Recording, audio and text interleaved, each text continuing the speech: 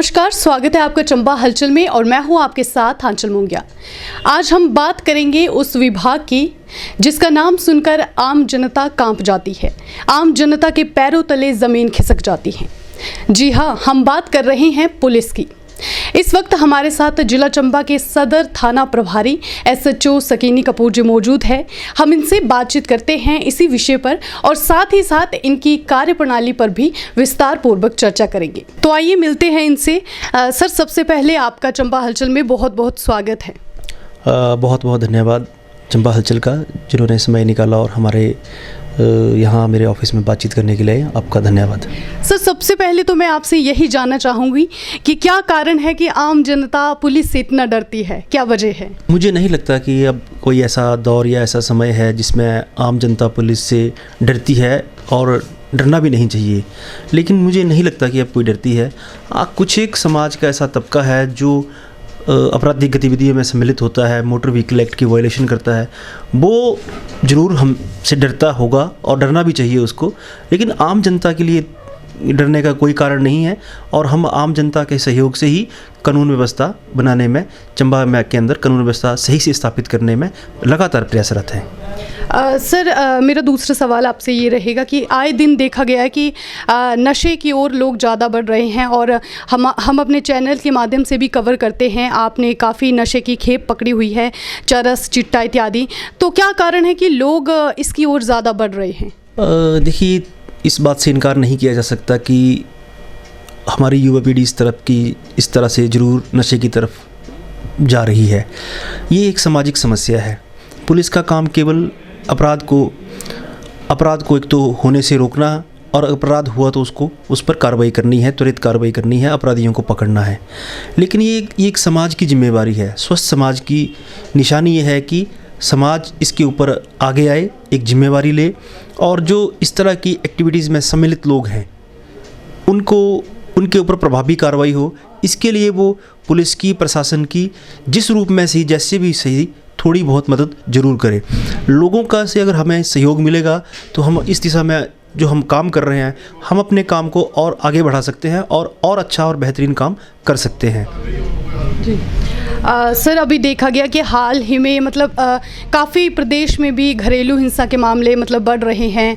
इसका क्या कारण है और इससे कैसे निपटारा पाया जा सकता है? हमारा तो खासकर महिलाओं से, बेटियों से ये निवेदन है कि उनके साथ कोई इस तरह की घरेलू हिंसा की कोई वारदात होती है तो सबसे पहले इसको छुपाएं ना, इस अपराध की सूचना ज़रूर पुलिस में करें।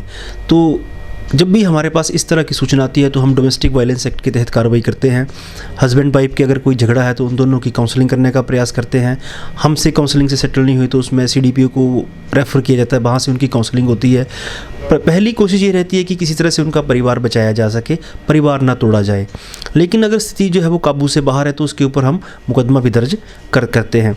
लेकिन सबसे पहले जो है वो इस तरह के क्राइम में जो हमारी महिलाओं में एक झिझक है कि हमारे परिवार की बदनामी हो जाएगी, मेरे बच्चों का क्या होगा, तो मैं आपके माध्यम से सबको आश्वस्त करना चाहता हूँ कि हम अच्छे तरीके से इसको हैंडल करेंगे और करने की कोशिश करते भी हैं, ताकि महिला का परिवार भी ना टूटे और उसके साथ जो अन्याय की भावना उसके मन में पनप रही है वो भी ना पनपे। उसको ये महसूस हो कि उसके साथ हमने लीगली तौर पर पूरी तरह से न्याय किए हैं। जी सर, ये तो थी महिलाओं की बात। अगर हम महिलाओं की बात करें तो उनके लिए तो काफ़ी नारी सशक्तिकरण के लिए नियम बनाए गए हैं, उनके लिए कुछ राइट्स बनाए गए हैं। लेकिन कई बार ऐसा होता है कि ऐसे मामलों में पुरुष सही होता है, तो ऐसे में आप किस तरह से इन्वेस्टिगेशन करते हैं इस तरह के मामले पर, क्योंकि पुरुष के लिए भी कोई राइट होना चाहिए? तो देखिए, ये जो बात है कि महिला पुरुष, कानून में सब एक समान है। कानून में जो गलत है, जो अपराधी है वो अपराधी है। अपराधी कोई भी हो सकता है, पुरुष भी हो सकता है, महिला भी हो सकती है। लेकिन अधिकतर मामलों में हमने ये देखा है कि महिला अपराधी हो घरेलू हिंसा के लिए, ऐसा बहुत कम केसेस में, यानी मेरे 12 साल की नौकरी में ऐसे कोई मैंने 12, 15, 20 ही केस ही देखे होंगे ज़्यादातर, जिसमें जो वो महिला जो है वो घरेलू हिंसा के लिए जिम्मेवार है किसी रूप में। लेकिन ऐसा अधिकतर जो हमने देखा है वो जो महिला है, जो अगर वो उसके पास कामकाज नहीं है, वो फाइनेंशियल रूप से सशक्त नहीं है, तो उसके साथ जो है वो घरेलू हिंसा के लेकर उत्पीड़न होता है। हाँ, लेकिन ऐसा कोई मामला हमारे दृष्टि में आता है जहाँ कोई पुरुष पीड़ित है तो उसके लिए भी कानून बने हैं और जो कानून संबद्ध धाराएं हैं उसके लिए कार्रवाई हम उसके हिसाब से करते हैं। जी सर, देखिए आम लोगों की ये धारणा बन चुकी है कि कई बार पुलिस किसी प्रभावशाली व्यक्ति के दबाव में आकर कार्य करती है या कार्यवाही करती है, तो इस पर आप क्या कहेंगे? देखिए, मैं 12 साल से पुलिस की नौकरी में हूँ और यहाँ 1.5 साल से SHO हूँ। मुझे किसी प्रभावशाली व्यक्ति ने कभी गलत काम करने के लिए फ़ोन नहीं किया। जब भी किसी आदमी ने अगर फ़ोन किया भी तो यही बोला कि इसमें आपने न्याय संबद्ध तरीके से देखना है, इसमें न्याय होना चाहिए, गरीब के साथ अन्याय नहीं होना चाहिए। ना किसी अधिकारी ने कभी इस तरह का फ़ोन किया, ना किसी राजनीति की किसी राजनीतिक क्षेत्र में किसी जानी मानी हस्ती ने कभी मुझे फ़ोन किया। और ऐसा हमारे हिमाचल में बिल्कुल भी नहीं है। खासकर मैं चंबा से तो मैं आपको दावे से बोल सकता हूँ कि कोई ऐसा आदमी नहीं बोल सकता कि मेरा जो केस है वो इसलिए दब गया कि मैं गरीब आदमी था और जो मेरी दूसरी की पार्टी थी वो राजनीतिक पहुंच वाले थे। तो ऐसा नहीं है।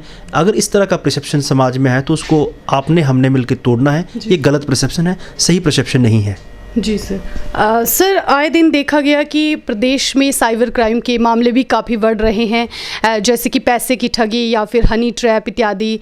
तो ऐसे में आप कैसे कार्यवाही करते हैं, किस तरह से इन्वेस्टिगेशन करते हैं इसकी रोकथाम के लिए? देखिए, सबसे पहले तो साइबर क्राइम की प्रिवेंशन में हम जोर देते हैं। आप हमारा फेसबुक पेज फॉलो करो, उसमें से दूसरे तीसरे दिन हम कोई ना कोई अपडेट देते रहते हैं कि आपसे किस तरह से आपके नए नए ट्रैप हो सकते हैं, तो आप उससे कैसे कैसे बचा जा सकता है। जैसे ऑनलाइन फ्रॉड के लिए आपको KYC अपडेशन के नाम पे पैसे मांग लेते हैं, सिम ब्लॉक हो जाएगी इसलिए आपसे OTP मांग लेते हैं। तो हम सब लोगों से अपील करते हैं कि कृपया अपना OTP शेयर ना करें। और जैसे कोई अननोन व्यक्ति से फ्रेंड रिक्वेस्ट एक्सेप्ट ना करें, उसके कोई लिंक्स आपको भेजता है, कोई हाइपर लिंक होता है, उसको क्लिक ना करें, जिससे कि आपकी गोपनीय जानकारी जो है वो साझा ना हो सके। और अपना जो पासवर्ड है उसको समय समय पर बदलते रहें, बहुत लंबे समय तक एक ही पासवर्ड ना रखें। और पासवर्ड जो है वो स्ट्रॉन्ग कैटेगरी का लगाएं, ताकि आपका जो अकाउंट है उसको ब्रीच करने में, ब्रेक करने में अपराधी को मुश्किल पेश आए, आसानी से आपका अकाउंट ब्रेक ना हो जाए। सबसे बड़ा जरिया तो इसका प्रिवेंशन रोकथाम ही है कि लोगों को अब ये समझ आ जाना चाहिए कि इस तरह के जो भी ऑनलाइन कॉल आपको आ रही है, जो OTP शेयर करने के लिए डायरेक्टली इनडायरेक्टली आपसे लिंक के माध्यम से OTP शेयर करवा लेते हैं, वो आपके साथ ठगी करने का ही उनका ध्येय होता है। पहली बात। दूसरी बात, हमने ये देखा है कि लोग इस तरह के ठगी का शिकार क्यों हो जाते हैं। तो इसमें सबसे बड़ी वजह जो मैंने देखी वो लालच है कि आपको कम पैसे में, कम समय में ज़्यादा पैसे कमाने हैं, जल्दी अमीर बनने की जो चाहत है, ये कई बार हमारी जो हार्ड अर्निंग मनी है, पूरी ज़िंदगी की हमारी कमाई है, उसको ये ले डूबती है। तो आपके माध्यम से मेरी ये सबसे जनता से अपील है कि कृपया इस तरह की कोई भी कॉल आपको आती है, तुरंत इसकी सूचना पुलिस को दें और अपने बैंक अकाउंट को तुरंत ब्लॉक कराएं।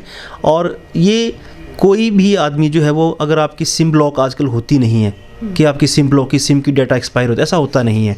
तो कृपया इस तरह की जो कॉल आते हैं उसमें उस पर विश्वास ना करें, वो एक फर्जी कॉल होती है।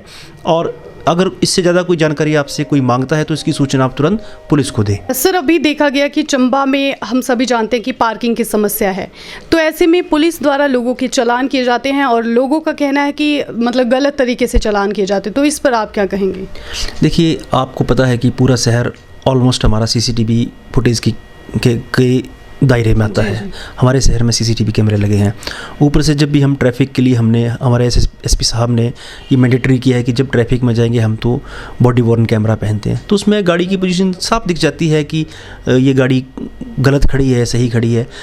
थोड़े बहुत तरीके से हम भी एकमोडेट करने की कोशिश करते हैं। ठीक है, कोई इमरजेंसी है, मरीज लेके आया है, दवाई लेने लगा है, वहाँ तो ठीक है। लेकिन बहुत सारे लोग जो हैं वो गाड़ी बीच में बाज़ार में खड़ी करके 2-3 घंटे शॉपिंग के लिए चले जाते हैं और उससे आम जन बहुत प्रभावित होते हैं। आम जनता की ज़िंदगी में बड़ी समस्याएं आती हैं, ट्रैफिक में फंस जाते हैं लोग, समय से घर नहीं पहुंच पाते, समय से ऑफिस नहीं पहुंच पाते। तो इसके लिए तो इस नियम को तो कड़ाई से पालन करवाना ही पड़ेगा। जहां तक लोगों की मदद की बात है, लोगों की मदद की जाएगी, लेकिन किसी को कानून से खिलवाड़ भी नहीं करने दिया जाएगा। जी सर, अभी देखा जाए तो अवैध शराब का कारोबार भी काफ़ी मतलब चल रहा है, तो ऐसे में अभी विधानसभा में भी ये मामला उठाया गया था कि जितने भी जिला प्रशासन है मतलब उनको ये निर्देश दिए गए हैं कि ऐसे लोगों पर सख्त कार्यवाही की जाए। तो आपके द्वारा क्या कार्यवाही अमल में लाई जाती है? देखिए, पिछले वर्ष 2021 में हमने 150 अवैध शराब के मुकदमे पकड़े थे और इस वर्ष भी ये कार्रवाई धरपकड़ जो है वो लगातार जारी है। हम लगातार इस पे कार्रवाई कर रहे हैं और इसमें आने वाले दिनों में आप देखेंगे हम और तेज़ी से इस कार्रवाई को आगे बढ़ाएंगे। किसी भी व्यक्ति को किसी भी सूरत में कानून को अपने हाथ में लेने नहीं दिया जाएगा और लोगों की ज़िंदगी से खिलवाड़ नहीं करने दिया जाएगा। ऐसे में मैं लोगों की स्थानीय पंचायतों से, स्थानीय पंचायत के प्रतिनिधियों से, इवन आम जनता से भी अपील करता हूँ कि वह भी अपना सहयोग पुलिस को दें। ऐसी कोई सूचना उनके पास है तो उसको गुप्त तरीके से पुलिस के पास दें, उनका नाम जो है वो गुप्त रखा जाएगा। और इसके माध्यम से साथ साथ मैं भी कहना चाहता हूँ कि आप सब लोग जो हमें देख रहे हैं, वो ड्रग फ्री हिमाचल करके हिमाचल सरकार की एक ऐप है, उसके माध्यम से भी जानकारी, कोई ड्रग डील करता है, शराब बेचता है या कोई और प्रकार की इलीगल एक्टिविटी करता है तो उसकी जानकारी हमें दे सकती है। उसकी नाम, पता, पहचान पूर्ण रूप से गुप्त रखी जाएगी। जी सर, अभी जिला में देखा गया कि अवैध खनन भी एक मुख्य मुद्दा है, तो ऐसे में अभी भी अवैध खनन जारी है, तो आपके द्वारा क्या कार्रवाई की जाती है ऐसे लोगों पर? हमारी पुलिस विभाग की तरफ से लगातार जो अवैध खनन के ऊपर धरपकड़ जारी है। आप इस सामने देख सकते हैं कि पिछले पूरे वर्ष में हमने 334 चालान जो है वो अवैध खनन के तहत किए थे और अभी तक 2 महीनों में 40 चालान हमने अवैध खनन के अब तक कर दिए हैं। तो हमारा कार्रवाई लगातार जारी है और जो भी हमें अवैध खनन करता मिलता है उसके ऊपर जो नियम है उसके मुताबिक माइनिंग एक्ट के तहत कार्रवाई की जाएगी। और अब हम जो है वो ऐसे अपराधियों के, जो हैबिचुअल अपराधी हैं, जो 1-2 बार चालान करने से नहीं मान रहे हैं, उनके ऊपर मुकदमा भी दर्ज करेंगे। जी सर, कई बार ऐसे मामले आते हैं, देखा गया कि कई जो शादीशुदा औरत होती है वो किसी पराये मर्द के साथ मतलब भाग जाती है या कुछ ऐसे मामले हमारे मीडिया के पास भी कई आए हैं। तो लोगों का कहना है कि जब हम पुलिस स्टेशन जाते हैं तो हमारी कंप्लेन मतलब दायर करने में ढिलाई बरती जाती है पुलिस द्वारा, तो इस पर क्या कहेंगे आप? नहीं, ढिलाई नहीं बरती जाती है। ऐसे कोई स्पेसिफिक मामला आपके ध्यान में है तो आप मेरे ध्यान में ला सकते हैं, लेकिन जो जितना लीगल एक्शन बनता है हम उतना ही कर पाते हैं। एक लेडी है, अगर वो चली गई है तो हम उसको पकड़ के लाते हैं एसडीएम साहब के पास, उसका बयान दर्ज कराते हैं वो क्या चाहती है। अगर वो नहीं किसी के साथ रहना चाहती तो आप उसको ज़बरदस्ती आप कैसे रखवाओगे? उसकी सिक्योरिटी की जिम्मेदारी कौन लेगा? अगर कोई महिला ये जाहिर करती है कि इन कारणों से मैं इन मर्द के साथ नहीं रहना चाहती, तो हम ये कहते हैं कि आप जो लीगल प्रोसेस है इसका आप तलाक लेके अपनी शादी ख़त्म कर दो। ज़बरदस्ती आप किसी को किसी के खूंटे में नहीं बांध सकते। तो लेकिन ऐसा ढिलाई तो नहीं करते। जो भी हमारे पास इस तरह की बातें आती हैं, हमने बहुत दूर दूर से लड़कियां ढूंढ के लाई हैं। इवन जो शादीशुदा औरतें कहीं चली गई थी, अभी भी हमारी टीम किसी औरत को लेकर जो है वो पंजाब पठानकोट से वापस लाई है। तो वो नहीं, ऐसा नहीं है। हम पूरी कोशिश करते हैं कि उसमें उस लड़की का जो चली गई है उसका पक्ष भी सुना जाए और लड़के का पक्ष भी सुना जाए और जो न्याय संगत है, तर्क संगत है, वो किया जाए। जी सर, आपका काम भी मतलब काफ़ी हार्ड वर्क है, तो ऐसे में कई ऐसे मतलब चैलेंजिंग केसेस आते हैं। तो जैसे मान लीजिए कोई भाग गया भगोड़ा, जैसे मतलब 10 साल बाद उसको कहीं से ढूंढ के लाते हैं, तो ऐसे में आपको क्या प्रॉब्लम मतलब फेस करनी पड़ती है? होता ही है थोड़ा। देखिए, समस्याएं तो काम के साथ चलती रहती हैं और चलनी भी चाहिए। चुनौतियां तो हमारी ज़िंदगी का एक हिस्सा है और पुलिस की नौकरी में तो हम आए हैं, इच्छा से आए हैं, तो चुनौतियों से कोई इतनी परेशानी नहीं है। 10 साल बाद, 20 साल बाद, 15 साल बाद भी लोगों को हम लाते हैं, तो ये तो हमारा पुलिस का अपना नेटवर्क है, काम करने का अपना सिस्टम है, हमारी जो है काम के प्रति प्रोफेशनल अप्रोच है। और ये मैसेज है कि हिमाचल में कोई अपराध करेगा तो वो छूटेगा नहीं, उसको हम ढूंढ के लाएंगे, थाना स्तर के हो, जिला स्तर के हो या प्रदेश स्तर के हो। हमारे एसपी साहब की भी हमें पूरी हिदायत है कि किसी भी अपराध में किसी प्रकार की ढिलाई नहीं बरतनी है। तो जैसे एसपी साहब के आदेश हैं, हम उनको ज़मीन पर उतारने की भरसक प्रयास करते हैं। सर, मेरी आपसे ये रिक्वेस्ट रहेगी कि जो हमने बातचीत की इसमें कुछ छूट गया हो या आप अपनी तरफ से कुछ बताना चाहते हो जनता को, कोई ऐसी बात जो छूट गई हो तो प्लीज़।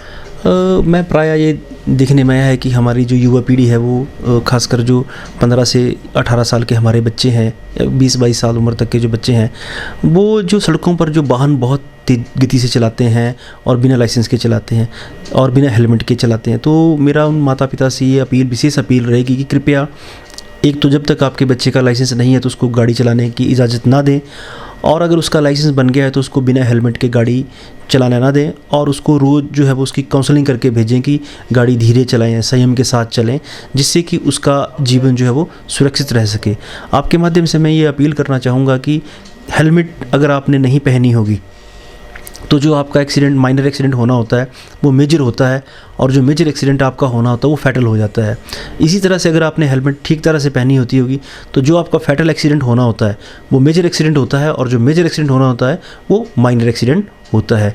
तो कृपया जब भी आप घर से चलें हेलमेट ज़रूर पहनें, और जो हमारे मोटर वाहन अधिनियम के जो नियम हैं उन नियमों की अनुपालना अपने तौर पर चालान से बचने के लिए नहीं बल्कि अपने जीवन बचाने के लिए उसको सुनिश्चित करें।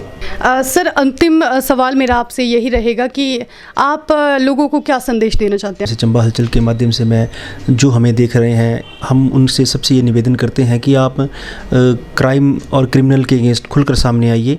आपको किसी प्रकार की डरने की आवश्यकता नहीं है।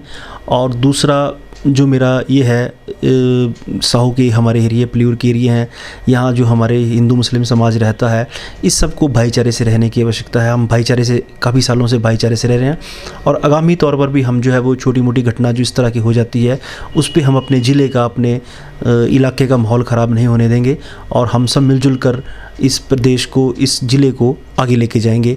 तो मेरा ये निवेदन है कि और बच्चों से खास करके वो नशों से दूर रहें, और जो हम आजकल जो वर्चुअल वर्ल्ड में बहुत ज़्यादा इन्वॉल्व हो गए हैं इसको थोड़ा सा कम से कम करने की आवश्यकता है। यही मेरा संदेश है। धन्यवाद। तो आपने देखा, ये थे जिला चंबा के सदर थाना प्रभारी सकीनी कपूर जी, SHO। तो ऐसे ही देखते रहिए, हमारे साथ बने रहिए चंबा हलचल के साथ। धन्यवाद।